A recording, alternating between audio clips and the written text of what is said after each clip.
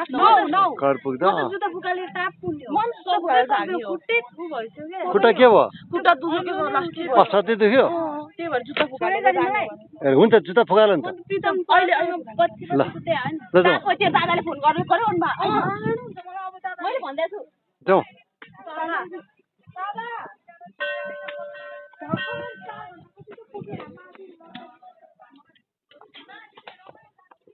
बाटो यस्तो छ अरे एकदमै गाह्रो बाटो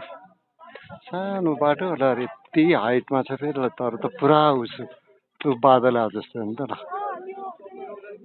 पुरा हाइटमा रहेछ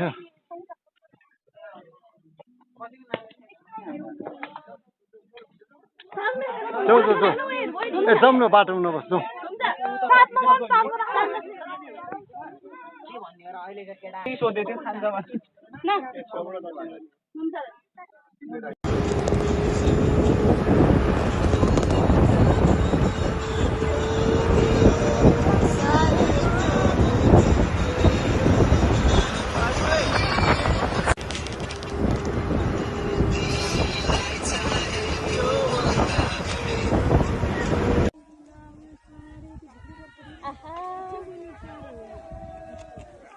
उयो बाटो हुँदै आएको हामी अलि हेर्दा त कस्तो डरलाग्दो थियो है बाटो छैन वाउ सन अझ माथि जाउँ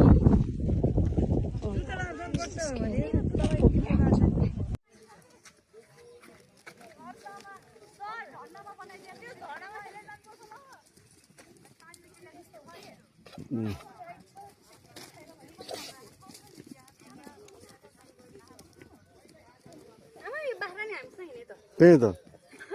हामीलाई बाटो उयो साँडे त्यो भित्रै गोर्खु थिएन नि आफै बनिएको साँडे हो यो भित्ताको कहाँ जुत्ता लाएर तपाईँ नआउँदा जुत्ता लाएर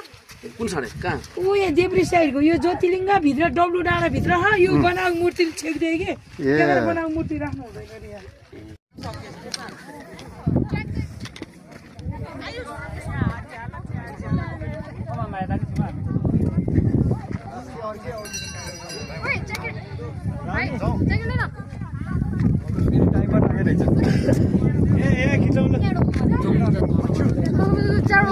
हामी यसरी बसिरह त्यसै हुन्छ झाडो यही हो लास्ट कहाँ मन्दिर कहाँ लाइट गर्ने जुत्ता खोल्नु पर्ने हामी चाहिँ लटरामेश्वर महादेव मन्दिर आइपुगेको छौँ जस यात्रा कस्तो भयो यात्रा